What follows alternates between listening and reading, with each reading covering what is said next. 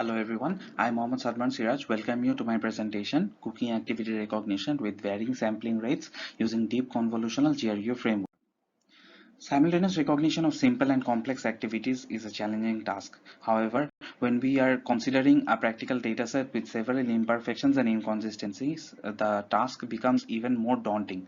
The Cooking Activity Recognition Challenge has been such a platform where we are given a dataset with many imperfections and inconsistencies that we had to overcome.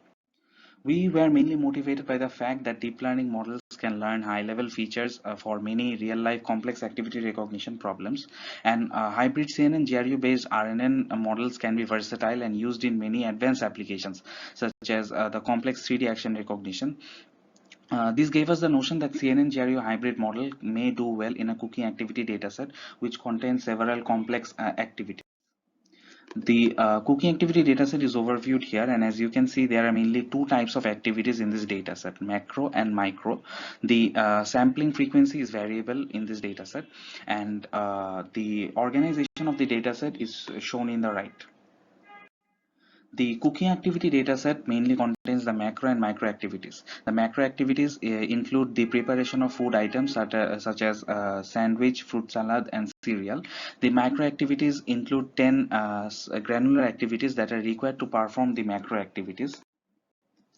The macro activity sample distribution and micro activity sample distributions are shown, and as you can see, especially in the micro activity sample distribution, there are several activities which has a very limited number of samples present in the dataset. The first and foremost challenge from this dataset is the proposal of a multi-label classification task.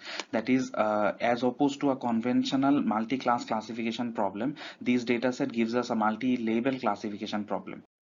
The variable sampling rate between the different sensor modalities is another problem because it gives us a non-uniform data distribution. There are several segments with no data at all. There are many recorded segments with no entry or samples in them. That is why such segments cannot be used for a classification task and has to be discarded. The cooking activity recognition pipeline is shown here, and as you can see from left to right, we generally choose the data, and then we gradually pre-process and segment the data and perform model training and testing, and then finally we evaluate our model. The pre-processing and segmentation starts with the resampling of data, which mainly helps us with the non-uniformity of the data and gives us a uniform distribution of the data between the sensor modalities. Then we filter out the empty segments of data by eliminating the left read data, as it contains the highest number of empty segments or segments with no data at all. Then this data is segmented into 3-second windows. We take the one versus all and the multi-label approach. The multi-label approach is basically when the prediction array has contains simultaneous multiple micro activities. In a one versus all approach, we generate the binary classification problem for each of the micro activities, and then each of the individual predictions are then merged together to form the final prediction array, as shown in the right side. The accelerometer data and motion capture data is used for testing our model, and both the raw data and some features such as 3D acceleration, velocity, and jerk are calculated from the motion capture data. The framework architecture is shown here, and as you can see, it mainly consists of the convolutional, recurrent, and dense networks. The classification accuracies for macro activities are shown here, and the CNN GRU hybrid model actually outperforms the existing state-of-the-art deep learning models for raw accelerometer data.